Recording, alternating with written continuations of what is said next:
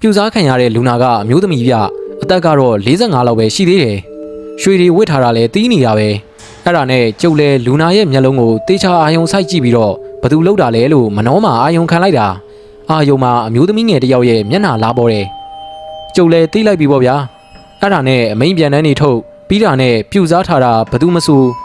ငါရှိကိုချက်ချင်းရောက်စီအထက်ဆရာကြီးနဲ့ငါအောင်မြတ်သားရဲ့အမိန်ဆိုပြီးကျမ်းမြင့်ကိုလက်နဲ့ပုတ်လိုက်တာခဏနေတော့ပြူစားခံနေရတဲ့လူနာကဗျုံငနေထထိုင်ပြီးတော့ကျုပ်ကိုမျက်ထောင်းနေကြီးနဲ့ကြီးနေတော့တာပဲဘာတော့ကျုပ်ကိုခေါ်ပြီးဘာလို့မလို့တော့ရုတ်တရက်ကြီးထထိုင်ပြီးအဲ့ဒီလိုမေးတော့ဘေးမှာထိုင်နေတဲ့လူတွေအားလုံးလန့်သွားကြတယ်ကျုပ်လည်းဆရာကြီးကိုလှမ်းကြည့်ပြီးတော့ပြုံးပြလိုက်တယ်ဆရာကြီးကလည်းကျုပ်ကိုခေါင်းပြန်ညှိပြတယ်ငါရှိနေတယ်ဆိုတဲ့သဘောပေါ့ဗျာအဲ့ဒါနဲ့ကျုပ်ကလည်းမင်းဘာတူလဲဘာအတွက်ကြောင့်ဒီလိုလုပ်ရတာလဲဆိုပြီးမေးတော့ကျုပ်မိသားစုပေါ်ဒီမိန်းမကမျက်ရည်တွေအချိန်ချင်းကြောက်အောင်မတရားနှိပ်စက်ခဲ့တာအဲ့ဒီအတွက်ကြောင့်ကျုပ်လုပ်ရတာ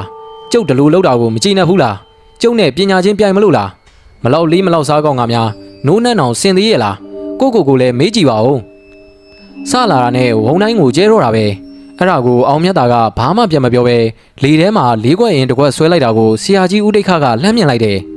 အောင်မြတ်တာလည်းစိတ်ကိုစူးစီးပြီးတော့သူ့ဆွဲထားတဲ့လေးခွက်ရင်ကိုကြည့်လိုက်တာလေထဲကလေးခွက်ရင်ကရွှေရောင်တဖိတ်ဖိတ်တောက်ပြီးတော့လွင့်နေတယ်အောင်မြတ်တာရဲ့ရှေ့မှာကာထားပြီးတယ်အောင်မြတ်တာကပြင်ဆင်စရာရှိတာတွေပြင်ဆင်ပြီးတော့ပြောလိုက်တယ်ကဲကျုပ်ပညာကိုခမရအရင်စမ်းကြည့်လေ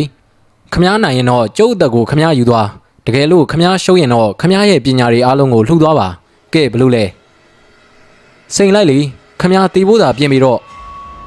ဝင်ပူးနေတဲ့သူကအဲ့လိုပြောပြီးတာနဲ့ဘေးမှာချထားတဲ့မြေဘဲလော်တွေကိုယူပြီးတော့ကျုပ်စီကိုပြစ်ထည့်လိုက်တာမြေဘဲလော်တွေကတဝီဝီနဲ့တော်ကြီးပြားတွေအဖြစ်ပြောင်းသွားတာဗျာအဲ့ဒါကိုကျုပ်ပဲမြင်ရတယ်ဘေးလူတွေကတော့မြေဘဲနဲ့လှမ်းပစ်တာပေါ့အဲ့ဒီလိုပဲထင်ကြတာကျုပ်ရဲ့မျက်လုံးထဲမှာပြားကောင်းတွေတဝီဝီអော်ပြီးတော့တုတ်ဖို့ပြန်လာတာကိုမြင်နေရတယ်ဒါပေမဲ့ကျုပ်ဆွဲထားတဲ့လေးခွက်အင်းနာကိုရောက်တာနဲ့မြေဘဲတွေအဖြစ်ကျမ်းဘော်ကိုပြန်ကျလာတယ်ပြီးပြီလားဆိုတော့မပြီးသေးဘူးဗျဟိုကလည်းလက်မလျှော့ဘူးဗျဝုံငနေထရက်ပြီးတော့လက်နှစ်ဖက်ကိုဆန်တန်းလိုက်တာလက်ထဲကနေအခိုးငွေတွေထွက်လာတာဗျာဘေးလူတွေကတော့ဘာထလောက်တာလဲပေါ့ဒါပေမဲ့ကျုပ်နဲ့ဆရာကြီးကတော့အားလုံးကိုမြင်နေရတယ်အဲ့ဒီအခိုးငွေတွေကနေခွေးနဲ့ကြီးတကောင်ဖြစ်ပြီးတော့ကျုပ်စီကိုမန်ပီပြေးလာတယ်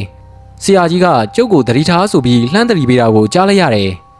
အဲ့ဒီခွေးနဲ့ကြီးကကျုပ်ကိုတစားစီလှုပ်ဖို့ပြေးလာကျုပ်ဆွဲထားတဲ့လေးခွက်အင်းထဲကနေဗျုံငနေပဲ9000ကြားတကောင်ကခုံထွက်လာတာဗျာကျုပ်ဖြင့်တခါမှမမြင်ဘူးမန်ဖီဟိဟောက်ရဲနဲ့ခွေးနဲ့ကြီးကိုဝင်ဆွဲတာခွေးနဲ့ကြီးကလည်းမနိုင်တော့အိမ်ဟောက်ကိုဝုံငနေပဲပြေးစင်တယ်ပြူစားထားတဲ့မိမကလည်းမနိုင်မှန်းသိတာနဲ့ပူးကတ်နေတဲ့ခန္ဓာကနေခွာပြီးတော့သူ့နေရာမှာအမွှေးရှိရှိတရေတကောင်ကိုပြောင်းထည့်ပြီးတော့ထွက်ပြေးတယ်အဲ့ဒါကိုဆရာကြီးနဲ့ကျုပ်ကမြင်တော့ကျုပ်ကဘာလို့ရမလဲဆိုပြီးကြောင်းနေတော့ဆရာကြီးကထွက်ပြေးတဲ့မိမကိုလက်ညှိုးထိုးပြီးတော့ရက်ဆန်းလို့ဆိုတာနဲ့ဟိုကပြေးလို့မရတော့ဘူးဗျဘေးမှာဘယ်ကဘလူရောက်လာတဲ့ပုံကိုယ်တွေလည်းမသိဘူးအဲ့ဒီမိမကိုချုပ်ထားတာအဲ့ဒါနဲ့ကျုပ်လဲလူနာကိုလှမ်းကြည့်လိုက်တော့လူနာရဲ့ကိုယ်ထဲမှာမကောင်းဆိုးဝါးတကောင်ကဝင်ပူးနေပြီအဲ့ဒီမှာပဲကျုပ်ကိုဆရာကြီးကပြောတယ်